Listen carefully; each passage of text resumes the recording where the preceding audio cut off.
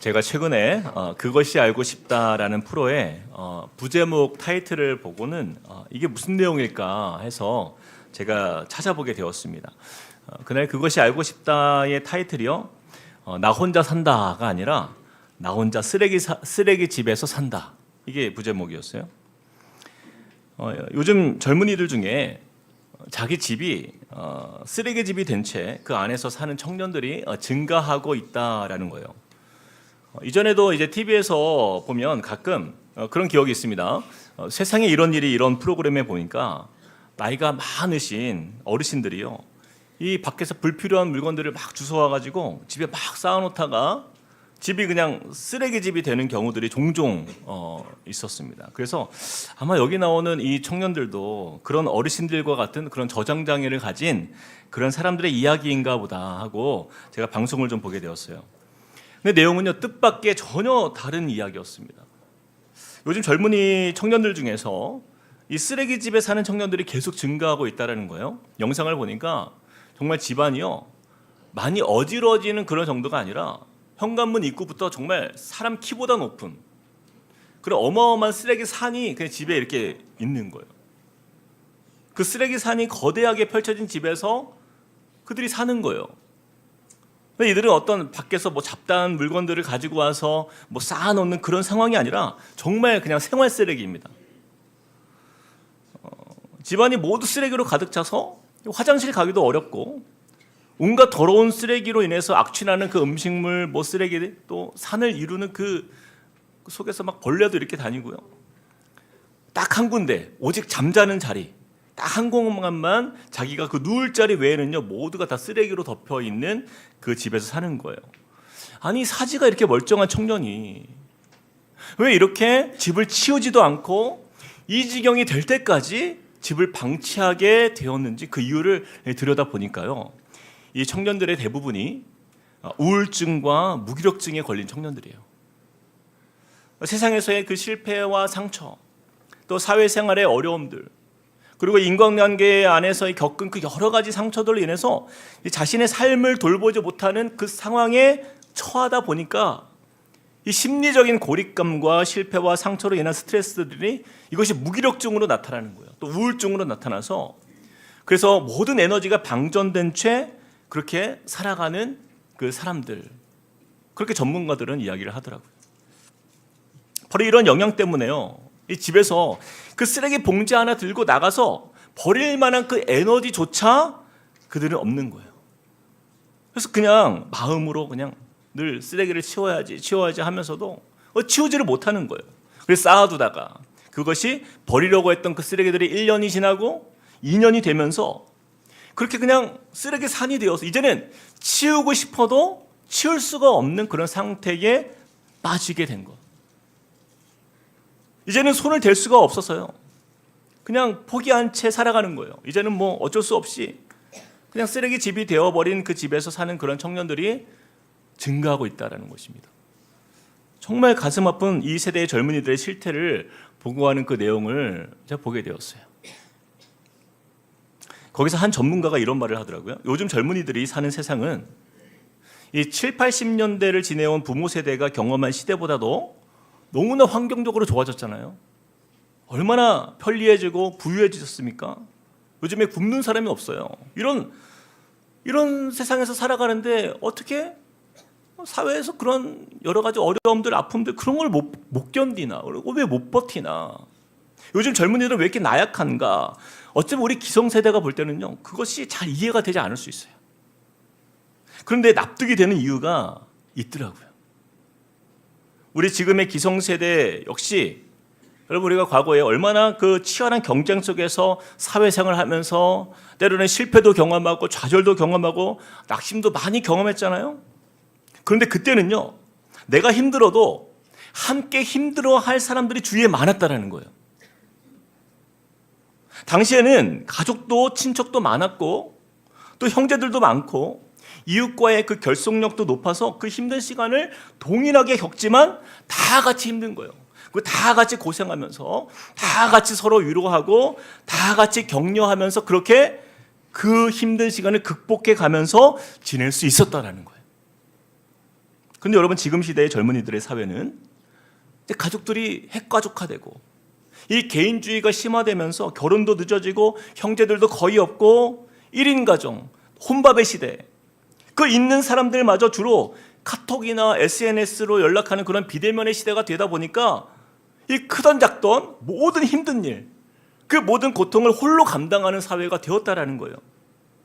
그래서 어려움이 있으면 혼자 고민하고 또 혼자 아파하고 혼자 상처받고 혼자 두려워하면서 결국 그렇게 점점 고립된 삶을 살다가 자기 주거 공간마저 치울 수 없는 그런 무기력한 상태까지 처해버리고 마는 안타까운 일이 우리 주위에서 일어나고 있다라는 것입니다. 제가 이 방송을 보고 나서요, 이런 고립된 우리 젊은이들의 현실이 너무나 가슴이 아픈 거예요. 그래서 몇 가지 자료를 좀 살펴보게 되었습니다. 2023년 12월에 공개한 19세부터 39세 그 사이에 한국의 젊은이들 대상으로 이래 여러 가지 이제 실태 자료를 보게 되었는데, 보건복지부에서 조사한 바에 의하니까 우리나라의 고립 은둔 청년이요 무려 54만 명이라고 합니다. 54만 명. 여러분 54만 명이면요 대한민국 여러분 우리나라의 군인 숫자가요 50만 명이에요. 그러니까 우리나라의 군인들보다 더 많은 숫자가 그렇게 고립되어 있는 삶을 사는 거예요.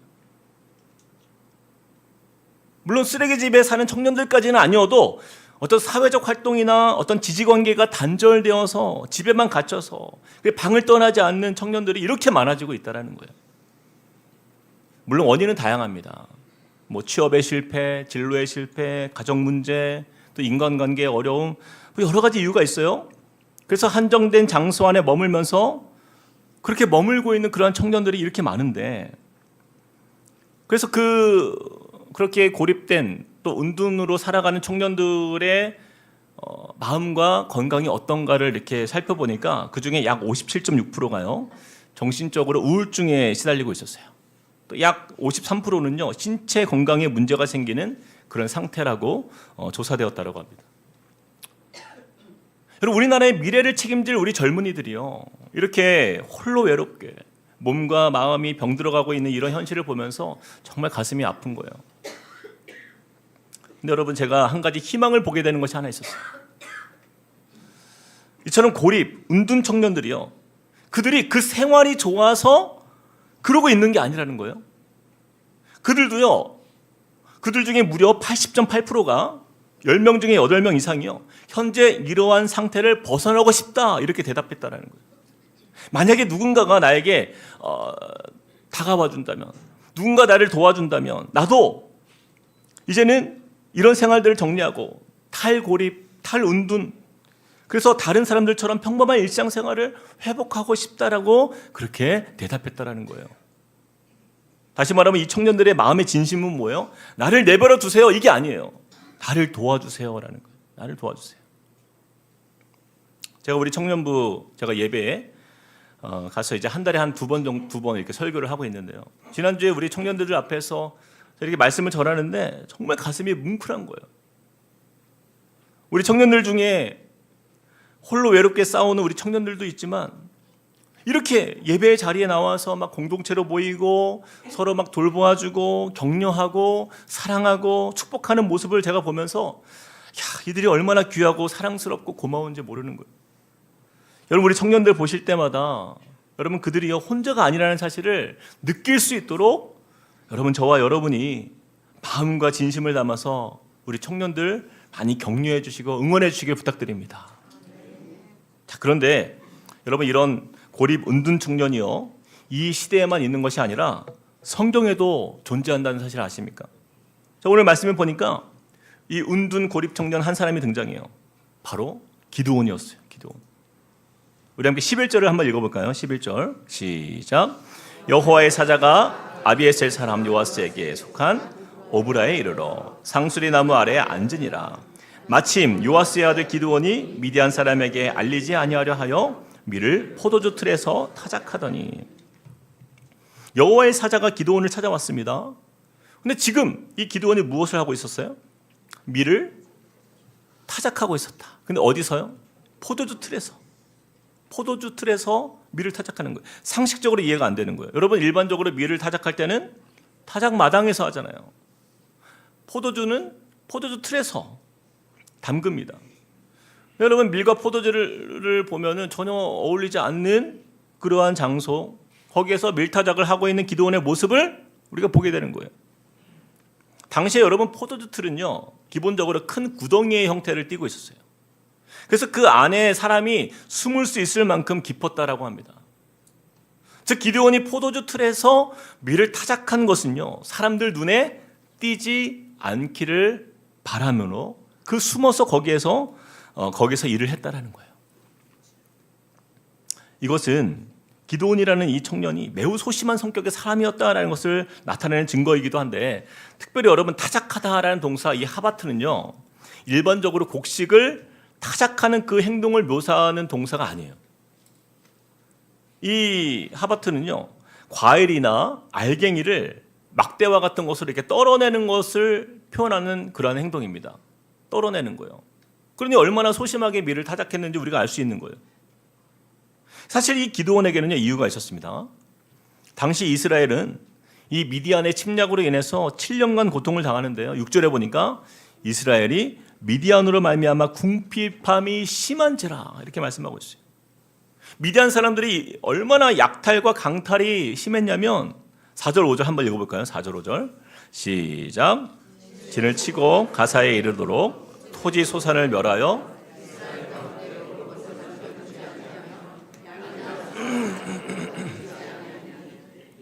이는 그들이 그들의 짐승과 장막을 가지고 올라와 메뚜기 떼같이 많이 들어오니 그 사람과 낙타가 무수함이라 그들이 그 땅에 들어와 멸하려 하니. 미디안 사람들의 압제가 심해도 너무 심한 거예요. 먹을 양식뿐 아니라 가축들도 남기지 않고 다 가져가 버렸다 말씀합니다. 마치 메뚜기 떼가 휩쓸고 지나간 것처럼 이 대규모의 이 미디안 사람들이요, 장기적인 약탈을 그렇게 일삼았고 마치 이스라엘을 멸망시킬 작정으로 쳐들어온 거예요. 그러므로 이런 분위기 속에서 기드온은요, 세상이 너무나 두려웠던 것입니다. 마치 은둔 고립 청년처럼 정말 세상 밖은 너무 위험하구나. 내가 숨소리도 내지 말고 그냥 조용히 집에서 내 몸 하나 잘 지키는 것으로 만족하자. 그는요, 그저 포도주 틀 안에서 조용히 내가 먹을 밀을 떨구면서 그 시간을 보내고 있는 거예요. 그런 기드온에게 지금 누가 찾아온 거예요? 여호와의 사자가 찾아온 거예요. 그리고는 지금 이 기드온과는 전혀 어울리지 않는 말씀을 전해줍니다. 12절 우리 같이 한번 읽어보겠습니다. 시작. 여호와의 사자가 기드온에게 나타나 이르되 큰 용사여 여호와께서 너와 함께 계시도다 하며. 지금 여호와의 사자가 기드온에게 뭐라고 부르고 있어요? 기드온이여 라고 부르고 있습니까? 아니에요. 큰 용사여. 큰 용사여. 잘 납득이 되지 않아요. 아니 여러분, 기드온에게서 어떤 무슨 용사와 같은 어떤 믿음이 보입니까? 아니면 기드온에게서 어떤 담대한 배짱이나 어떤 도전적인 어떤 그런 에너지나 어떤 기대할 만한 어떤 가능성이 느껴지나요? 그것도 아니에요. 지금 이 기드온은요, 다른 누구를 신경 쓸 여력도 없어요. 그저 지금 당장 먹고 살 길이 막막해서 혼자 포도주 틀 안에서 머물러 있지 않습니까? 자, 기드온의 답변을 보세요. 자신이 얼마나 무기력하고 약한 사람인지를 이렇게 대답합니다. 15절 제가 읽어보겠습니다. 그러나 기드온이 그에게 대답하되 오 주여, 내가 무엇으로 이스라엘을 구원하리이까? 보소서, 나의 집은 므낫세 중에 극히 약하고 나는 내 아버지 집에서 가장 작은 자니이다. 기드온은요, 나는 용사가 아니에요. 잘못 찾아오셨어요. 잘못 보셨어요. 나의 집은 므낫세 중에 극히 약하고 나는 내 아버지 집에서 가장 작은 자입니다. 여러분, 이 기드온의 말은요, 사실 실제보다 과장된 표현입니다. 제가 좀 자료를 찾아보니까 원래 이 기드온의 아버지는요, 이 므낫세 지파 중에서 가장 가난하거나 연약한 것과는 상당히 거리가 있는 사람이에요. 기드온의 아버지는요, 므낫세 지파에서 오히려 가장 영향력 있는 사람 중에 한 명이었다라는 거예요. 그럼에도 불구하고 기드온은 얼마나 지금 그의 자존심이 그냥 밑바닥을 내리치고 있는지 자기 자신에 대해서요, 완전히 그냥 무능력한 사람으로 스스로를 치부해 버리고 있는 거예요. 여기서 우리가 오해하면 안 되는 것이, 여러분 이 표현은요 겸손의 어떤 고백이 아닙니다. 지금 기드온의 멘탈이 얼마나 무너져 있는지, 그리고 저 밑바닥 지하까지 떨어져 버린 그의 영적 상태를 그대로 보여주는 그의 고백인 거예요. 자, 그런데도 왜 여호와의 사자는 기드온에게 찾아와서 그에게 큰 용사라고 선포하고 있냐라는 거예요. 여러분 그 이유가 12절에 등장합니다. 12절 우리 다시 한번 읽어봅시다. 시작. 여호와의 사자가 기드온에게 나타나 이르되 큰 용사여 여호와께서 너와 함께 계시도다 하매. 그 이유가 무엇이라고요? 여호와께서 너와 함께 계시도다. 여러분 지금 기드온은 그의 모습 속에서는요 조금도 용사의 그 자격을 갖추고 있지 않았습니다. 그럼 그에게 이 큰 용사라 불릴 수 있는 이유는 무엇이라고요? 바로 여호와께서 너와 함께 계시도다. 여러분 이것이 유일한 이유였다라는 거예요. 바로 이것입니다. 우리는 큰 용사로서 어떤 조건도 어떤 자격도 없지만 여호와께서 함께하는 바로 그 사람에게 여호와로 인하여 큰 용사로 세워지는 이 놀라운 은혜, 바로 이것이 바로 이 고립과 은둔의 시대를 살아가는 저와 여러분이 회복해야 할 중요한 영적 능력의 비결인 것이에요. 저는 이 말씀을 묵상하면서요, 이 말씀이 저에게 얼마나 큰 도전과 은혜가 되었는지 모릅니다. 제가 20년 전에 신학교를 처음에 입학하고 처음 전도사로 교회에 출근했을 그때가 지금도 많이 생각이 나요. 그때 내가 전도사가 되었다는 이 사실이 믿겨지지가 않는 거예요. 이제 갓 신학교 1학년이 된 지 얼마 안 되었기 때문에요. 교회에 갈 때마다 그런 마음이 드는 거예요. 과연 나 같은 사람이 전도사로서 자격이 있을까? 내가 전도사로서 내가 과연 이것을 감당할 수 있을까? 항상 그런 질문을 가지고 이 교회를 갔어요. 제가 얼마나 마음이 가난해 있었는지, 하루는 성도님들이 이렇게 뒤에서 전도사님 부르잖아요. 그럼 제가 쳐다보질 않았어요. 너무 부끄럽고 민망한 거예요. 괜히 찔리는 거예요. 권사님이 혹은 집사님이 저에게 전도사님 이렇게 부르면요, 지금 나를 부르는 건가? 이게 막 내가 대답해도 되나? 그런 마음이 많았어요. 그런 가운데 교회에서 수요 예배 때 성도님들 앞에서 첫 설교를 할 때였습니다. 첫 설교는 절대 잊을 수가 없어요. 다리가 얼마나 후들거리는지, 무슨 말씀으로 어떻게 설교했는지 아무 기억이 안 나요. 그냥 정말 다리가 무릎과 무릎이 막 떨려가지고 부딪히지 않기만을 바라면서, 결혼할 때도 그렇게 안 떨렸는데 그때 너무 이렇게 많이 떨렸던 기억이 나요. 근데 신학교에서 주위의 전도사님들을 보면 너무 부러운 거예요. 제가 보기에는요 다들 막 사역도 잘하고 막 공부도 잘하는 것처럼 보이는 거예요. 제가 얼마나 열등감에 막 사로잡혀가지고 그때를 보냈는지 몰라요.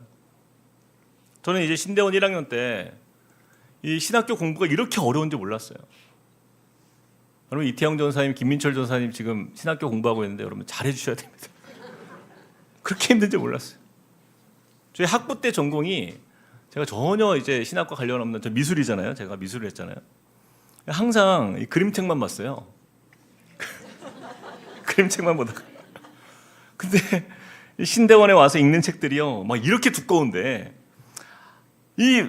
여러분 이 책들이요, 정말 내용이 얼마나 글씨도 작고 딱딱한지 제가 이런 식으로 공부를 해본 적이 없는 거예요. 근데 막 거기에는 그림도 없습니다. 심지어는 책 표지에도 그림이 없어요. 얼마나 딱딱한지. 수업 시간에 교수님은 분명히 한국말로 강의를 하고 있는데 제가 들을 때는요 외국어가 들려요. 얼마나 어렵고 그 용어들이 난해한지. 다른 전도사님들은 다 잘 이해하는 것 같은데 나는 왜 이해가 안 될까? 제가 그래서 신학교 1학년 때는요, 학교에서 채플이 있어요. 채플을 드리면 잠깐 남아서 기도하고 이제 다 돌아가는데 가장 늦게까지 울면서 기도했습니다. 공부가 너무 힘드니까요. 그래서 그때 마지막까지 남아 기도한 사람들이 몇 명 있었는데 같이 식사하러 가서 가면서 이야기해 보니까 다 예체능이에요. 체육 전공, 음악 전공, 미술 전공, 막 이런 분들이. 그래서 제가 뭐 어떤 분들 저한테 목사님 그래도 미국 가서 공부하셨잖아요 이렇게 얘기하는데, 제가 미국에 간 이유는요 딱 하나예요. 신학교 다들 3년 안에 다 마친 그 공부가 이해가 됐는데 저는 이해가 안 돼서 나머지 공부하러 미국에 간 거예요. 근데 어느 날 수업 시간에 어떤 교수님께서 우리에게 이런 조언을 해주셨어요.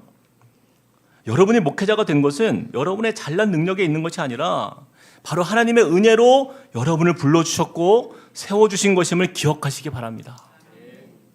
이것을 잊지 말라는 거예요. 어찌 보면 이 교수님의 말씀이요 그냥 누구나 할 수 있는 평범한 말씀처럼 보이잖아요. 근데 저에게는 그렇지가 않은 거예요. 그 말씀이 저에게는 얼마나 큰 위로가 되었는지 몰라요. 그래, 맞아. 내가 이 자리에 있는 것은 내가 실력이 있어서가 혹은 그럴 만한 자격이 있어서가 아니라, 내가 잘나서가 아니라 하나님의 은혜로 이 자리에 있는 것이지. 그때부터 제 마음이 비워지기 시작하는 거예요. 그동안 내가 전도사로서 잘해보리라 하고 막 다짐하고 막 힘주고 막 경직되었던 내 몸과 마음이요 점점 불필요한 힘이 빠지기 시작하는 거예요. 그래서 공부도 사역도 모든 것이 이것이 은혜 가운데 있구나라는 것을 알게 되니까 그때부터 마음에 막 자유가 생기고요. 점점 열등감도 막 사라지고 사역의 기쁨을 알게 되고, 이 공부가 잘 된 건 아니지만 그렇다고 해서 공부가 성적이 오르진 않더라고요. 근데 그 결과와 상관없이 하나님의 말씀을 알아가는 그 은혜의 재미를 맛보는 그런 시간을 제가 보냈던 기억이 있어요. 나중에 제가 시간이 지나서 분당으로 교회에서 분립개척을 할 때 이 말씀이 다시 생각났습니다. 담임 목회를 시작하는 것이 마음에 기대도 되지만 너무 두려운 거예요. 너무 두려운 목회의 길인 거예요. 제가 그런 얘기를 많이 했잖아요. 이찬수 목사님 말씀을 듣던 성도들이 과연 내가 설교하는 그 설교를 과연 잘 들었을까? 그런 고민이 제 안에 있었어요. 마음의 부담과 걱정이 저에게 많았어요. 근데 주님이 이 말씀으로 다가와 주시는 거예요. 여호와께서 너와 함께 계시도다. 근데 이 사실 한 가지만으로 충분하더라고요. 모든 지혜와 능력과 권능이 여호와께 있기 때문에 그분이 함께 하신다는 것이 얼마나 감사한 일인지, 이게 나로 인함이 아니라 오직 여호와로 인하여 주님의 일을 주님께서 이루어 주시는구나, 그 사실을 깨닫게 되는 거예요. 사랑하는 성도 여러분, 우리가 살아가는 일상들이 참으로 힘겹고 만만치가 않죠. 은둔 고립 청년들과 같은 그 정도의 상황은 아닐지라도 여러분, 우리 가운데는요 우리 마음이 이런 고립감을 느끼는 상황을 마주할 때가 얼마나 많습니까? 가정 안에서 자꾸 큰 그런 일들로 불화가 끊임없이 일어나고, 또 직장은 언제 어떻게 될지 너무나 불안정하고, 사업은 경기 침체로 정말 위태위태하고, 또 은퇴를 앞두며 앞으로 어떻게 가정을 위해서 어떤 일을 시작해야 할지 참으로 막막한 그 외로운 시간을 보내고 계신 우리 성도님들이 우리 주위에 참 많이 계신다는 것을 제가 보게 됩니다. 제가 이번 주 수요일에 교회에서 일을 하고 있었는데요, 한 집사님께서 저를 찾아왔어요. 우리 사역자들 격려해주고 싶다. 그래서 쿠키를 이렇게 챙겨오신 거예요. 그것도 각각 다 이름을 써가지고 정성껏 선물을 준비해서 그 가져다 주신 집사님이 계셨어요. 그래서 제가 감사의 인사를 전하고는 이제 사무실에 앉아서 책상에 앉아가지고 그 주신 쿠키를 이렇게 바라보는데 한동안 마음이 먹먹한 거예요. 사실 집사님께서요 하고 있는 그 가게가 잘 돼서 이 쿠키를 선물로 주신 게 아니었어요.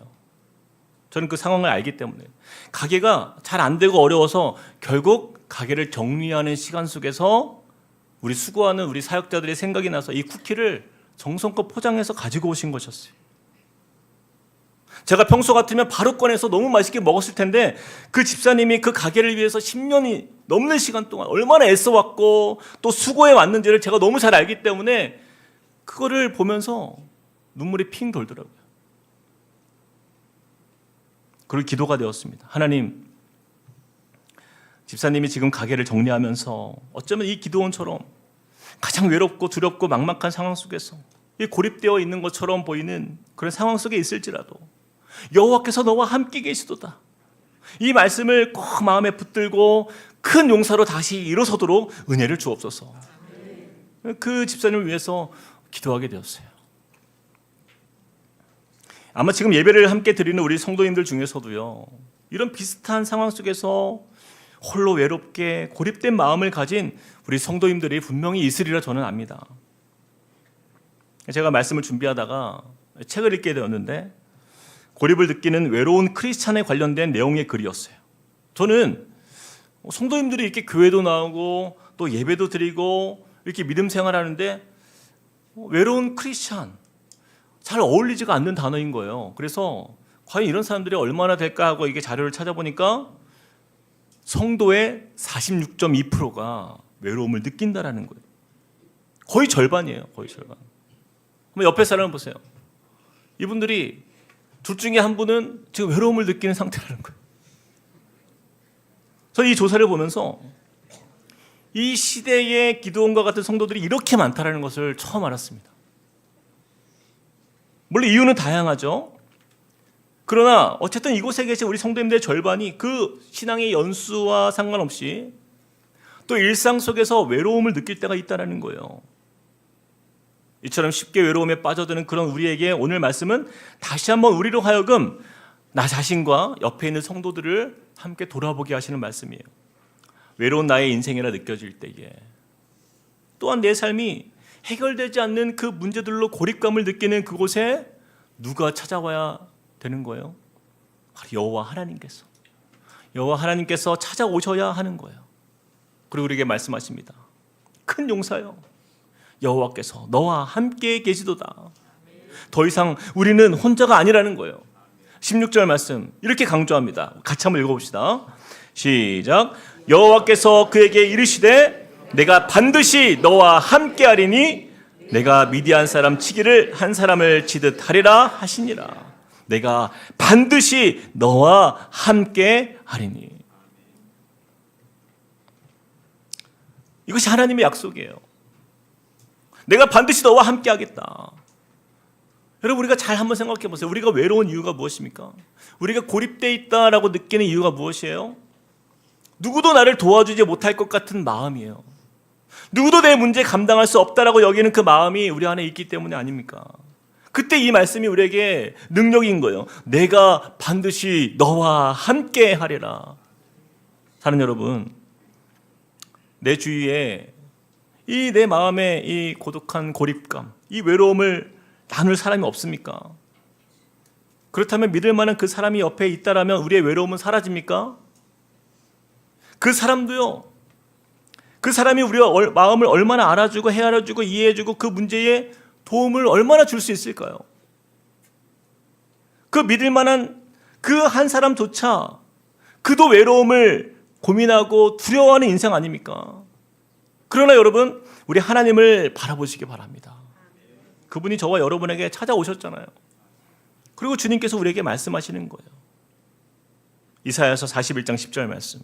주님이 우리에게 말씀하십니다. 두려워하지 말라. 내가 너와 함께함이라. 놀라지 말라. 나는 내 하나님이 됨이라. 내가 너를 굳세게 하리라. 참으로 너를 도와주리라. 참으로 나의 의로운 오른손으로 너를 붙들리라. 우리 주위에 이렇게 확실한 도움을 주신다 약속하실 수 있는 분이 세상에 어디에 있냐라는 거예요. 우리 주님은요, 성경 곳곳에서 우리에게 이 약속을 계속 주시는 거예요. 예레미야서 1장 8절. 너는 그들 때문에 두려워하지 말라. 내가 너와 어떻게 해요? 함께하여 너를 구원하리라. 나 여호와의 말이니라. 사랑하는 여러분, 나의 인생이 마치 포도주 틀 안에 고립되어 있는 것처럼 그렇게 느껴지고 가장 두렵고 또 외로운 시간을 보내고 계신다라고 한다면요, 오늘 이 말씀을 꼭 기억하시기 바랍니다. 우리는 혼자가 아니에요. 하나님께서 불안해하는 기드온에게 가장 먼저 이렇게 말씀하십니다. 23절 말씀. 여호와께서 그에게 이르시되 너는 안심하라. 두려워하지 말라. 죽지 아니하리라. 너는 안심하라. 두려워하지 말라. 그렇게 의심 많고 두려움이 많았던 이 기드온이요, 이 하나님의 말씀 앞에서 마음이 열린 거예요. 마음이 열린 거예요. 나의 모든 불안, 염려, 나의 두려움, 나의 외로움, 세상을 향하여 나아가기조차 두려웠던 그에게 안심하라. 바로 이 하나님의 말씀은요, 그 묶여있던 영혼을 자유케 하는 능력의 말씀이 되었던 것입니다.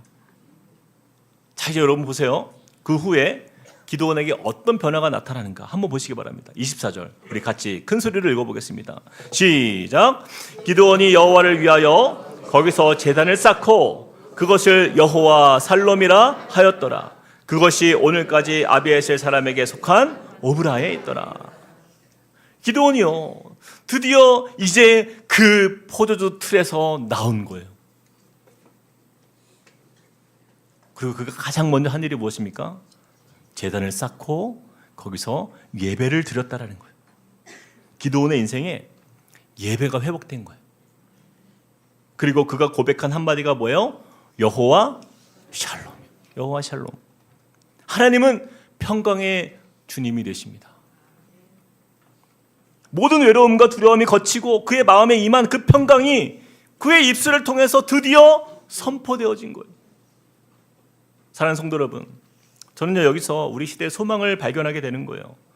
여러분, 이 시대에 54만 명이나 되는 그 은둔과 고립으로 묶여있는 우리 젊은이들 포함해서 특별히 이 외로움의 시대 속에서 한 집안의 가장으로서 또 한 가정의 아내이자 어머니로서 때로는 홀로 남겨진 것 같은 그런 고립과 우울한 마음으로 그 기쁨을 잃어버린 채 그렇게 살아가고 있는 우리 성도님들에게 주님은 말씀하시는 거예요. 너는 안심하라. 두려워하지 말라. 내가 반드시 너와 함께 하리라. 그리고 그 주님을 만난 바로 그 사람이요, 이런 고백을 할 수 있는 거예요. 여호와 샬롬. 주님으로 인하여 내 안에 평강이 찾아왔습니다. 그렇게 세상 밖으로 나오면 정말 죽을 것만 같은 그 불안 속에 머무르면서 모든 부정적인 생각 속에 내가 갇혀있고 또 나같이 초라한 인생, 아무것도 할 수 없다라고 그렇게 주저앉아 있던 그랬던 그 인생이 지금은 여호와 샬롬을 고백하고 있지 않습니까? 이것이 놀라운 역사인 거예요. 이것이 바로 하나님의 전적인 은혜인 것입니다. 여러분, 샬롬의 의미를 우리가 다 아시죠? 평강이에요. 평강. 너무 잘 아는 뜻이지만 이 평강의 의미는요, 이 여호와의 샬롬, 이 샬롬은요 여호와 하나님이 함께하는 자에게만 주시는 축복입니다. 이것이 중요해요. 기드온은 그 사실을 이제 깨달은 거예요. 내가 반드시 너와 함께하겠다, 안심하라 말씀하시는 여호와 하나님의 말씀을 듣고, 그래, 내가 그분께 나아가보자, 그분을 다시 믿어보자, 그 말씀 앞에 내가 반응해보자. 그렇게 주님께 나아갔더니 회복의 역사를 넘어서 하나님이 쓰시는 큰 용사로 그가 일어서는 것을 우리가 보게 되는 것이에요. 근데 여러분, 지금 기드온의 상황을 보세요. 지금 그의 형편과 상황이 바뀐 것이 있습니까? 아니에요. 아직 아무것도 변한 것이 없어요. 그런데 어떻게 여호와의 샬롬을 선포할 수 있습니까? 지금 무엇이 바뀐 거예요? 하나님을 향한 그 신뢰의 마음이 회복된 거예요. 그의 마음이 하나님께 고정된 것, 바로 그것 한 가지입니다. 그래서 이것이 가장 중요한 것이에요. 사랑하는 여러분, 많은 사람들이 오해합니다. 내 상황이 바뀌면, 그냥 내 형편이 좀 바뀌면, 그러면 그 평강이 나에게 찾아올 것이라고 믿는 사람들이 너무나 많아요. 그래서 어떻게 합니까? 늘 환경 탓, 늘 부모 탓, 늘 배우자 탓, 여러 핑계를 대면서 그 포도주 틀 안에 머물러 있잖아요. 그러나 여러분, 하나님의 이 일하시는 방법은요, 그 반대예요. 무엇이 먼저입니까? 하나님께서 나와 함께 하심을 받아들이는 것, 믿는 것, 그 믿음이 먼저입니다. 그 믿음을 가진 자가 샬롬을 얻는 거예요. 우리가 잘 아는 시편 23편 말씀에 이렇게 말씀해요. 여호와는 나의 목자시니 내게 부족함이 없으리로다. 그가 나를 푸른 풀밭에 누이시며 쉴 만한 물가로 인도하시는도다. 내 영혼을 소생시키시고 자기 이름을 위하여 의의 길로 인도하시는도다. 내가 사망의 음침한 골짜기로 다닐지라도 해를 두려워하지 않을 것은 주께서 나와 함께 하심이라. 주의 지팡이와 막대기가 나를 안위하시나이다. 이 시는 우리가 너무 잘 아는 시죠. 다윗의 시입니다. 여러분, 다윗은요, 그의 인생에서 이 사울로부터 또 아들 압살롬으로부터 수없이 그는 고통을 당하고 도망다니고 여러 전쟁을 치르면서 그는 모든 고난의 시간들 속에서 산전수전 다 겪었잖아요. 그럼에도 불구하고 다윗이 이 푸른 풀밭, 쉴만한 물가의 평강을 노래하는 거예요. 사망의 음침한 골짜기에서도 해를 두려워하지 않는 그 놀라운 평강의 근원, 그것을 무엇이라고 고백하고 있어요? 주께서 나와 함께 하심이라. 기도원도 마찬가지예요. 지금 자신의 상황은 사망의 음침한 골짜기 아래에 있는 것처럼 여전히 미디안의 그 침략과 노략질과 강탈 속에 두려움은 그대로 있었지만, 그러나 그는요, 주님이 나와 함께 하심을 믿는 믿음이 회복되니까 담대하게 그 문 밖을 향하여 나아갈 수 있는 거예요. 그리고 회복된 예배의 자리에서 여호와 샬롬을 이제는 듣는 것이 아니라 내가 노래할 수 있는 자리로 평강의 하나님을 찬송하는 그의 모습을 보게 되는 것입니다. 여러분, 성경에 샬롬이라는 단어가 117번 등장하는데, 성경에서 이 기드온이 고백한 여호와 샬롬이요, 성경에 등장한 가장 첫 번째 샬롬이었어요. 그 샬롬 안에서 이 기드온은요, 더 이상 운둔 고립 청년이 아니라 미디안을 쳐 승리할 뿐 아니라 바알의 제단을 파괴하고 우상을 제거하는 진정한 이스라엘의 큰 용사로 거듭나는 것을 우리가 보게 되는 것이에요. 말씀을 마무리하면서요, 사랑하는 성도 여러분, 이 기드온의 인생이 이 포도주 틀 안에서 거기에 갇혀서 정말 비겁하고 소심한 마음과 두려움과 이 우울감 속에서 외로웠던 그의 인생이 바뀐 반전의 비밀은요, 바로 여호와 하나님의 함께 하심을 듣고 믿었던 그 믿음이라는 사실을 우리가 꼭 기억하시길 부탁드립니다. 아무리 어려운 일이 있어도 여러분, 절대로 우리는 혼자가 아니에요. 주님이 저와 여러분에게 반드시 내가 너와 함께 하리라 약속하십니다. 이 약속을 믿음으로 받아들이는 자가 이 포도주 틀 안에서 자유를 얻는 거예요. 또한 여러분의 가정 안에 정말 변하지 않을 것 같은 그런 마음을 가진 채 외로움에 빠져 있는 가족들이 있습니까? 여러분, 그들을요, 절대 포기하지 마시기 바랍니다. 비록 지금은 그 포도주 틀의 기도원처럼 안타깝게 보이고 무기력해 보이고 때로는 주저앉아 있는 것처럼 보이지만, 미래가 없는 것처럼 보이지만, 어느 날 우리 주님께서 사랑하는 우리 자녀에게, 그리고 우리 배우자에게 반드시 찾아오셔서 만나 주실 거예요. 우리는 할 수 없지만 우리 여호와 하나님께서 함께 하시면 그는 하나님의 역사의 한 페이지를 남기는 하나님의 귀한 그릇으로, 또한 주님이 쓰시는 용사로 일어나게 될 줄 믿습니다. 그리고 그들의 입에서 여호와 하나님의 샬롬을 외치는 그 은혜가 바로 저와 여러분의 모든 가정 위에 임하게 되기를 주님의 이름으로 축복드립니다. 우리 말씀을 기억하면서 이 시간 우리 함께 찬양했으면 좋겠습니다. 아무것도 두려워 말라, 주 나의 하나님이 지켜주시네. 우리 주님이 우리와 함께 하심을 믿고 또 주님을 의지하면서 우리 믿음으로 이 찬양으로 선포하며 나아가길 원합니다.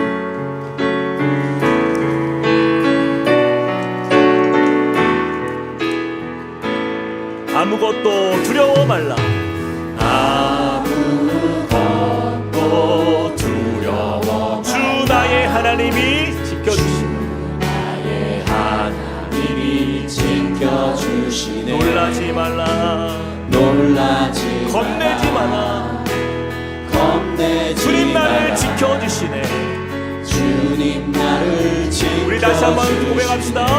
아무것도 두려워 말라. 내 영혼을 향하여 선포합시다. 우리와 함께 하시는 그 주님, 반드시 내가 너와 함께 하리라 약속하신 주님을 의지하며 선포합니다. 이미 지켜주시네. 놀라지 마라, 놀라지 겁내지 마라, 겁내지 우리 주님이 나를 지켜주심을 믿음으로 선포합니다.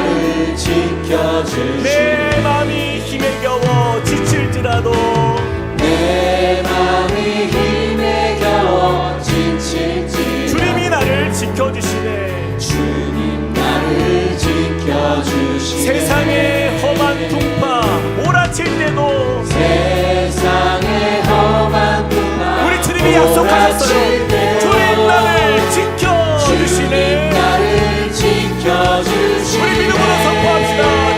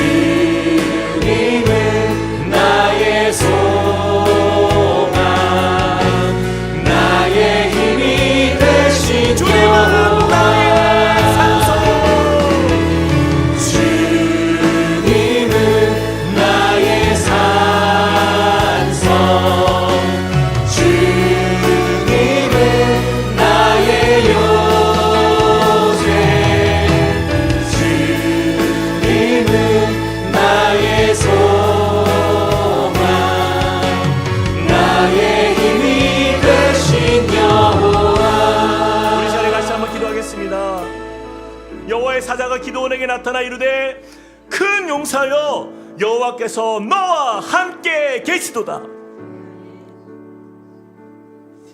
우리 이 말씀이 이 고립된 세대, 외로운 세대를 살아가는 우리에게 주시는 하나님의 말씀이에요. 그 음성, 주님 나에게 말씀하시는 이 음성을 내가 받겠습니다. 주님 내가 믿음이 없어서, 주님이 함께 하시면서도 걱정하고 늘 고민하고 늘 염려 속에 사로잡혀서 그 포도주 틀 안에서 달마다 고민하고 있는 나의 모습, 주님 이 시간 다시 한번 주님 앞에 이 포도주의 틀에서 벗어나서 예배의 자리가 회복되는 나의 삶이 되게 하여 주시옵소서. 그 가운데 여호와의 샬롬을 선포하며 그 은혜를 누리는 믿음의 삶이 되게 하여 주시옵소서. 그 이유가 단 한 가지, 여호와께서 나와 함께 하시는 이유임을 믿습니다.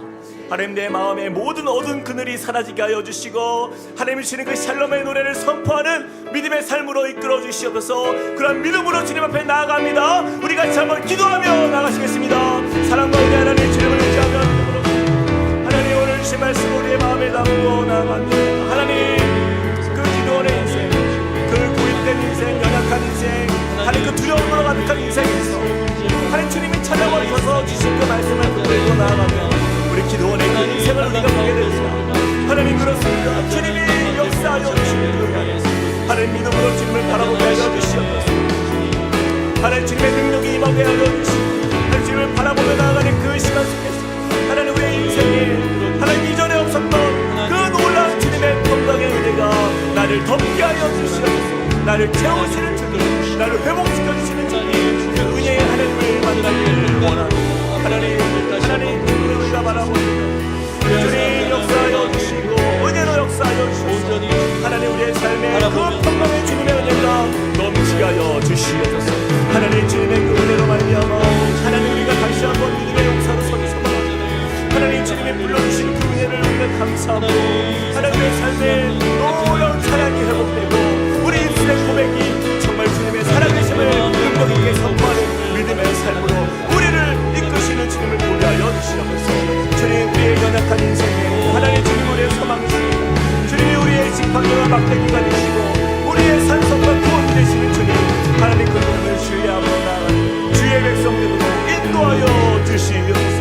하나님 역사하여 주시옵소서. 주님의 은혜를 사모하며 나아가는 주의 백성들을 주여 만나주시고 은혜로 역사하여 주시옵소서. 하나님 함께하여 주시옵소서. 주님 우리의 심령이 오직 주님께 향하길 원하는 주님, 주님의 은혜로 채워주시옵소서. 우리 이어서 함께 한 번 더 기도할 때에 여러분 우리가 아까 나누었던 것처럼 여러분 이 시대를 우리가 같이 가슴 아파하길 원합니다. 여러분 우리 자녀들이에요. 우리 자녀들이요 54만 명이나 되는 그 인원들이, 그 많은 사람들이, 그 많은 청년들이 이렇게 집에서 고립된 채 살아가는 거예요. 우리 이 시대를 바라보면서 같이 가슴 아파하며 우리 자녀 세대를 위해서 좀 기도했으면 좋겠어요. 하나님 이 세대를 우리가 무엇으로 바꿀 수 있겠습니까? 사람의 말로, 어떤 사람의 영향력으로는 아무것도 우리가 할 수가 없습니다. 주님 찾아와 주십시오. 우리 자녀들 만나 주십시오. 주님 그렇게 홀로 외롭게 고립되어 있는 우리 청년들의 삶 속에 주님이 오셔서 그 마음을 열어주시고 평강의 주님 되시는 주님의 그 은혜를 맛보게 하여 주셔서 내가 너와 함께하고 있다, 큰 용사여 일어나 나오라, 주님께서 쓰시는 하나님의 사람으로 일으켜 주시옵소서. 우리 자녀 세대가 일어나는 은혜가, 역사가 하나님이 이 나라 위에 임하게 하여 주시고 우리 교회 위에 임하게 하여 주시고 우리 각 가정 위에 임하게 해달라고 우리 같이 한번 주여 한번 외치고 기도하겠습니다. 주여 은혜를 부어주시옵소서. 아버지 하나님 이 세대를 위하여 기도합니다. 하나님 너무나도 가슴 아픈 이 세대를 바라봅니다. 하나님 젊은이들, 우리 청년들, 하나님 그들의 인생에 하나님 주님이 오셔서 그들을 만나주시지 않고서는 하나님 우리에게는 소망이 없습니다. 하나님 우리에게는 비전이 없습니다. 우리에게는 꿈이 없습니다. 하나님 이 나라가 하나님 주님 앞에서 세워지는 믿음의 세대로 하나님 다시 세대로 일어날 수 있도록 하나님 역사하여 주시옵소서. 하나님 우리 자녀들이 하나님 그 안에 갇혀있는 인생을 양태하여 주시고 하나님 주님 안에서 자유를 누리며 만족을 누리며 기쁨을 누리며 소망을 가지고 하나님 이 세상을 향하여 나아갈 수 있는 담대한 주님의 백성들로 일어서게 하여 주시옵소서. 하나님 주님께서 세워주시는 주님의 꿈이 우리 가운데 임하는 역사 나타나길 원합니다. 주여 우리를 긍휼히 여겨주시고 하나님 우리 청년 세대를 주여 불쌍히 여겨주시사 하나님의 그 사랑 안에서 회복의 역사가 나타나게 하여 주시옵소서. 하나님 놀라운 주님의 은혜의 역사 나타나게 하여 주시옵소서. 성령의 기름 부으시는 내가 각 가정 안에 부어지게 하여 주시옵소서. 주님을 의지하는 믿음의 삶이 될 수 있도록 도와주시옵소서. 오 주여 역사하여 주시옵소서. 하나님 놀라운 주님의 은혜를 이 시간 바라보며 나아갑니다. 주님이 위에 하나님이 되시고 우리의 구주가 되심을 하나님 바라보며 나아갑니다. 하나님 이 어두운 세대 위에 하나님 밝은 빛으로 임하여 주시고 하나님 빛 가운데 나아가는 이 시대의 젊은이들이 일어서게 하여 주시옵소서. 우리 다 함께 그 자리에 일어나서 우리 찬양하겠습니다. 주여 우린 연약합니다. 주여 우린 연약합니다. 우린 오늘을 힘겨워합니다. 주뜻 이루며 살기에 부족합니다. 우린 연약합니다. 우린 연약합니다. 다시 한번 주여 우린 넘어집니다. 주여 우린 넘어집니다. 오늘 하루 또 실수합니다. 오늘 하루 또 실수합니다. 주의 긍휼을 구하는 주님 우리는 죄인입니다. 그럼 우리를 불쌍히 여겨주셔서 우리 함께 하시는 주님을 바라보게 하여 주옵소서. 한없는 주님의 은혜 한없는 주님의 은혜 온 세상 위에 넘칩니다. 가릴 수 없는 주 영광 온 땅 위에 충만합니다. 주님만이 길이오니 우린 그 길 따라갑니다.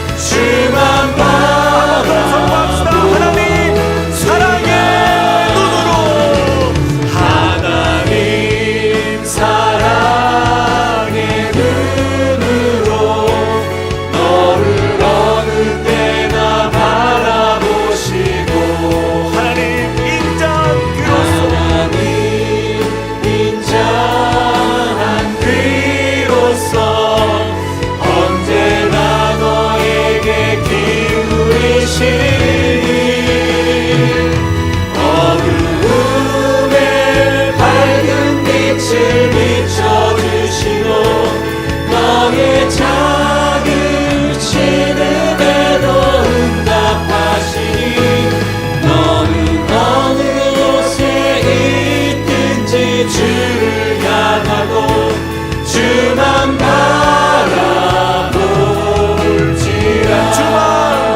주만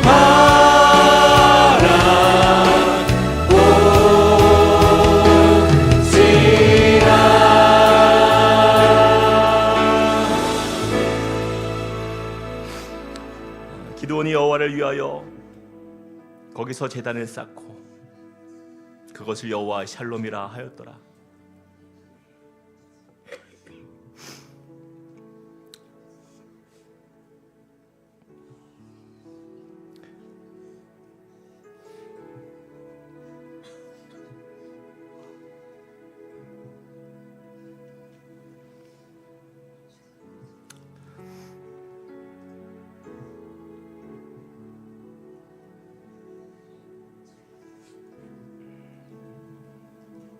사랑의 하나님, 자, 우리의 인생이 얼마나 연약한지 다시 한번 주님 앞에 우리의 모습을 고백하며 시인하며 주님 앞에 우리의 마음을 드립니다. 하나님,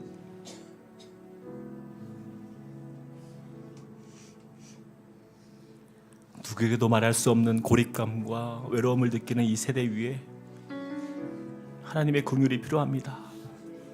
주님의 도우심이 필요합니다. 주님, 오늘도 예배에 나오고 싶어도 나올 수 없어 그 병든 몸을 가지고 또 영상으로 예배를 드리고 있는 우리 성도들도 있고 또 병든 마음을 가지고 집 밖을 나갈 힘조차 없어서 그렇게 집안에 갇혀서 이 예배를 드리고 있는 성도들도 있습니다. 또 이 세대를 바라보면 이 시대에 그렇게 많은 젊은이들이 정말 꿈을 가지고 마음껏 도전하고 그 젊음으로 살아가야 될 그 인생들이 그 포도주 틀 안에서 그 안에서 머물러 그렇게 외롭고 고독한 그 인생을 보내는 그 모습을 바라보며 너무나 가슴이 아픈 이 세대를 마주합니다. 어쩌면 이것이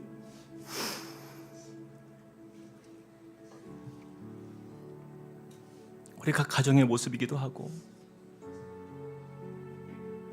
또 우리 아버지들의 모습이기도 하고 또 우리 어머니들의 모습이기도 함을 다시 한번 바라봅니다.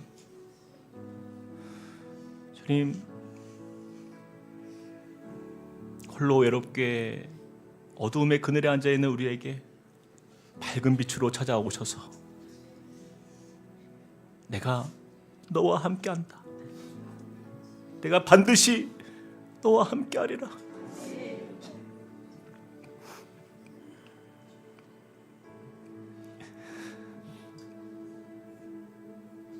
그 은혜의 주님을 그들이 만날 수 있도록 은혜 주시고 또 우리가 그 은혜를 잊지 않게 하여 주시옵소서.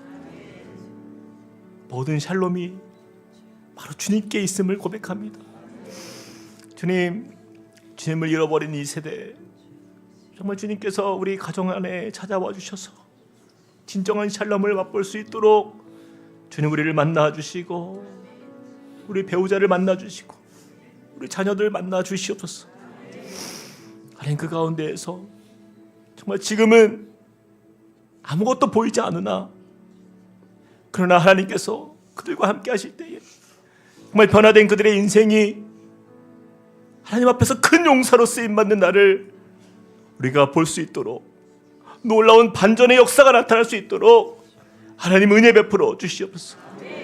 우리에게는 아무런 소망이 없사오나 오직 여호와 하나님께만 그 소망이 있음을 믿습니다. 하나님, 주님 앞에 간구하며 나아가는 모든 우리의 가정 안의 기도, 그 아버지 하나님 고백들을 주님께서 아시오니 하나님, 그 문제 안에 갇혀있는 인생으로 우리가 머물지 않게 하여 주시고 크신 하나님, 모든 내 삶의 문제보다 더 크게 역사하신 하나님, 그 능력의 하나님을 바라보는 우리의 시선이 오직 주님께 고정되는 믿음의 삶이 될 수 있도록 축복하여 주시옵소서. 이제는 우리 주 예수 그리스도의 은혜와 하나님 아버지의 크신 사랑과 성령님의 감동, 감화, 교통하심이 오늘 말씀을 통하여서 그 고립되고 외로웠던 인생에게 찾아와 주셔서 진정한 샬롬을 그의 입술로 하여금 고백할 수 있도록 은혜 주시는 주님을 바라보며 나아가는 주님의 백성들 머리 위에, 그리고 그 가정과 함께 꿈꾸는 교회 위에 이제로부터 영원토록 함께 하시기를 간절히 축원하옵나이다. 아멘.